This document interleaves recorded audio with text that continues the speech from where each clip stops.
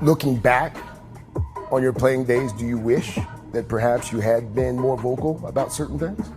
I never look back and change things for whatever reason. Welcome back to About a Week Ago with Dom Smith. I'm your host, Dom Smith, where I sum up the best news stories that happened about a week ago. About a week ago, I read the book $40 Million Slaves, The Rise, Fall, and Redemption of the Black Athlete. And when I say I read the book, I really read the first 3 to 4 chapters and said, I'll get to it later, before making another trip to Barnes & Noble and repeating the cycle. Now, this book was written by sports journalist William C. Rhoden. A great rhyming philosopher named Dylon would say Rhoden spits hot fire all the way through this book. Because I spit hot fire. You understand?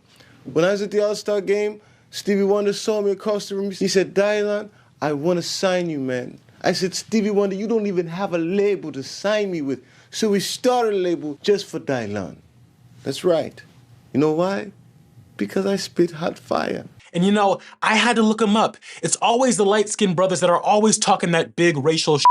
Nothing wrong with that, just something that I've noticed. And another thing I've noticed is that those same black men that talk that big racial shit are usually married to white women. Guess what? I checked and he's never married. Now, because William is 73 years old and has never been married, if I was a woman, I'd call him gay. But as a man, I know he's just smart. I get it, Billy Rhoden. In January 2000, it was reported that Michael Jordan finalized a deal that made him president of basketball operations, as well as part owner of the Washington Wizards. This deal came several months after his bids to buy the Charlotte Hornets fell through, and this new deal gave Jordan 5 years to help transform the Wizards into a contender, because the team hadn't won a playoff game in 12 years. I'm sorry, is this article from 2000 or 2023? Because nothing's changed. Jordan Poole's too busy going out on $500,000 dates with Ice Spice to change that anytime soon. Now, in this new role, Jordan was responsible for drafting, trading, and signing players, as well as hiring and firing coaches. According to the Washington Post, in an article that reported the news, Jordan said, "I'm going to have my imprints and footprints all over this organization. I look forward to turning this thing around. Right now, we're an underachieving team." And there's only one way Jordan could turn this team around, and that's by coming out of retirement and stepping onto the court himself. I'm not gonna lie, folks, that's pretty baller right there. And this new deal with the Washington Wizards also gave Jordan a share of equity that had the possibility of increasing to 20% when majority owner Abe Pollan decided to sell the team. And if that stake did grow to 20%, it would have given him a higher percentage than any other black owner at the time. After 2 seasons of finishing with a record of 37-45, enough to place him at the 10th spot in the Eastern Conference in both 2002 and 2003, the team ultimately failed to make the playoffs for those years. Jordan retired once again, coincidentally before the drafting of LeBron James. Was Jordan scared? I don't know, but I'm just pointing out timelines here. Now, after Jordan's retirement, he walked back into the front office expecting the same job back, but Pollan said, "Whoa, relax, homie. As a gentleman, I appreciate everything you did. You're great. You've made a terrific contribution to the franchise, but I want to go in another direction in terms of direction and leadership." Another direction, we all know what that means. This book here goes on to point out that the year before Jordan joined the team in January 2000, the Wizards had reportedly lost $40 million. With Jordan in uniform, the Wizards sold out 82 straight home games and made about $30 million in profit. ESPN would report that during the meeting, Pollan offered Jordan a $10 million check as a severance payment, but Jordan turned it down. He said he didn't take the job because of the money, he took it because he thought he was going to take over the franchise. According to Rhoden, Pollan's response: "That was never a part of the arrangement. I've worked 39 years to build this organization. I'm not giving it to you, and I don't want you to be my partner, Michael." In a statement reacting to his firing, Jordan said his desire and intention was to return to the team's front office. However, today, without any prior discussion with me, ownership informed me that it had unilaterally decided to change our mutual long-term understanding. I am shocked by this decision and by the callous refusal to offer me any justification for it. What Michael really got was... Nigga wake up call. Wake up, nigga. A nigga wake up call's a bitch. The Mexicans got their nigga wake up call. They were running around here thinking they were white folks. All the money in the world won't make you like those white folks, Michael.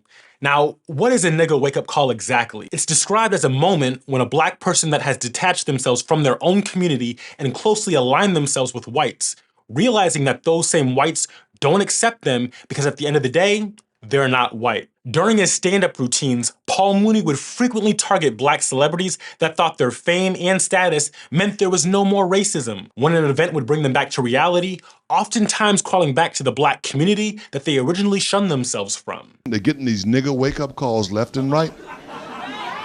Michael got his. Michael Jackson got his nigga wake-up call. White folks don't give a damn how much money, how much fame, you still a nigga to them, okay? One of the most infamous stories in black comedy history involves the 2005 BET Awards, where Mooney got on stage and presented the Nigga Wake Up Call Award. The nominees that year were Michael Jackson, Oprah Winfrey, Lil' Kim, and Diana Ross. As part of the segment, Mooney made jokes about Ross's 2002 DUI arrest and the death of her ex-husband, who fell 160 feet while mountain climbing just the year before. Tracee Ellis Ross was in the audience that night, and according to those in attendance, she reportedly left the room and was comforted by Steve Harvey of all people. After his performance, Mooney was asked if the bit went too far.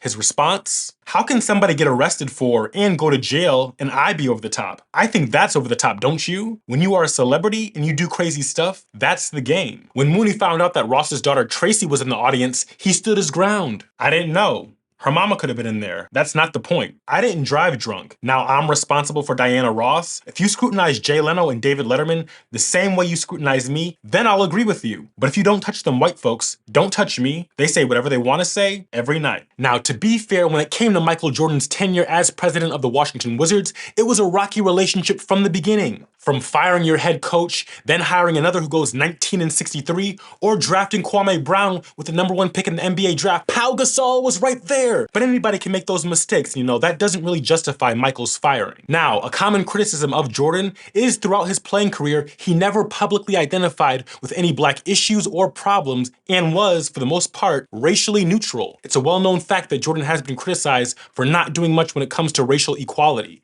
In fact, David Falk, who represented Michael as his agent, had this to say about his former client. I don't think people look at Michael Jordan anymore and say he's a black superstar. They say he's a superstar. They totally accept him into the mainstream. Before he got there, he might have been African American, but once he arrived, he had such a high level of acceptance that I think that description goes away. And when LeBron James was told to shut up and dribble by a very, very hideous white woman, he fired back and said, "We will definitely not shut up and dribble. I mean too much to society, too much to the youth, too much to so many kids who feel they don't have a way out." And what would Michael do in that situation? Well, MJ is definitely not LeBron, so Michael would probably listen to that white woman.